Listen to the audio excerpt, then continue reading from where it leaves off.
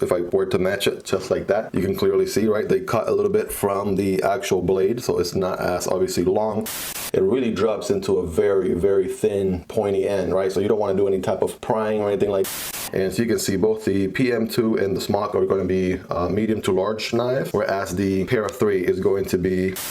Hello and what is going on, guys? Welcome back to Miguel EDC. Hope you guys are having a fantabulous day. Today we're going to be doing a review on the Spyderco Para 3. Yeah, this little guy right here, of course. You saw it coming in the channel. Did an unboxing on this guy a while back. So yeah, if you prioritize your lanyard,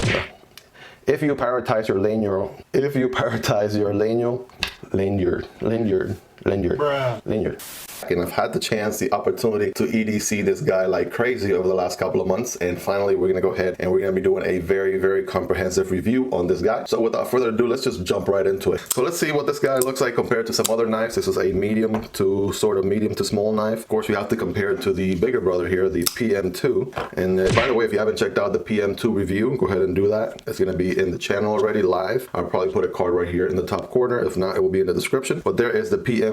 Let's keep it in the Spyderco family. Here is the Spyderco smock, and so you can see both the PM2 and the smock are going to be medium to large knife, whereas the Para 3 is going to be medium to small, right? You clearly see the comparison difference right there. Now, speaking of how it stacks to the PM2, obviously, right, chronologically speaking, right, the PM2 came first. The PM2 is actually already a shorter version of the Spyderco Military 2. That is the OG. It's a much longer knife than even the PM2. So the PM2 kind of took that and shrunk it down a little bit, and then for the Para 3, right, same deal here, right? So pretty much all the handles, if I were to match it just like that, you can clearly see, right, they cut a little bit from the actual blade, so it's not as obviously long. Also, it's a straight line down here, so you're missing this much of the blade over there. Also the handle, right, you got this much handle still going on the PM2, whereas that got shrunk down a bit, right? That kind of gives you an idea, right? They cut a little bit from the back end, cut a little bit from the front end, right? That's how you end up with the Para 3 right there. All right, welcome back to the PM2. In just a second, let's compare it to some other popular knives. Here is the Demko 80-20.5 with the sheep's foot blade. Here's the clip point 80-20.5. So these are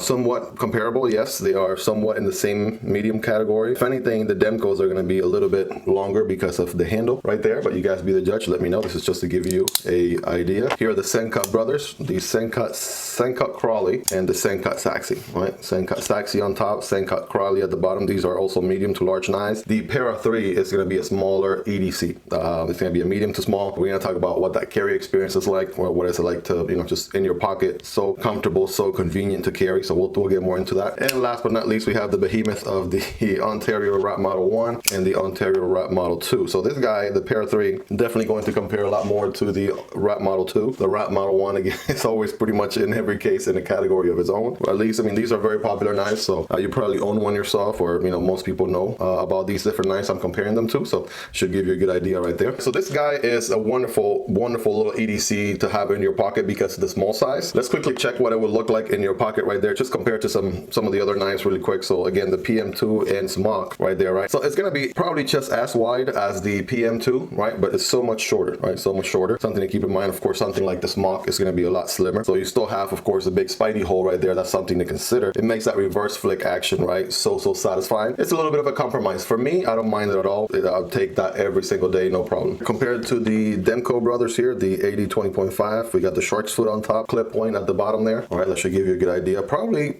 somewhat close, right, just because of how much the blade sticks out on the Demkos, as you can see there. But yeah, still the Para 3 is going to be just a tiny bit wider right there. Next to the Sencut brothers, right, the Saxy on top, Crawley on the bottom. The Saxy, even though it's the wider one because of the blade shape, not even close, right? Spyderco is still wider, and the Crawley is just so much slimmer. And last but not least, we got the Ontario Wrap Model 1, Ontario Wrap Model 2. Probably going to definitely be closer, right, as far as width there to the Ontario Wrap Model 1. The Model 2 is just a very slim little guy right there. But so what do we got going on for this guy? Of course, we have the satin finish flat grind. We're going to talk more about that later on. The steel is the CPM S30V VN going on. We got the Camel G10 scales on this guy, and this guy has the, of course, the infamous Spidey hole right here, so it allows you to reverse flick it all day, every day, over and over and over again. It's probably the most satisfying way to deploy this guy. Of course, you could thumb deploy as well, right? Not as satisfying in my opinion, but you can, right? That's another deployment option. And this guy is rocking the compression lock, just like the PM2 that we reviewed on the channel 2 days ago, right? This guy is going to be rocking the compression lock, so you could also sort of deploy,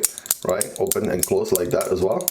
All right, so you got at least 3 different ways to open and close this guy, right? With a compression lock, with your thumb, with your reverse flick, right? Probably wondering, what is the carry profile? Let me keep the Para 3 on the right. Here it is next to the Ontario Wrap Model 1 right there, right? The Wrap Model 1 is going to be thicker right there. The Model 2, on the other hand, right? Model 2 is going to be a little bit slimmer.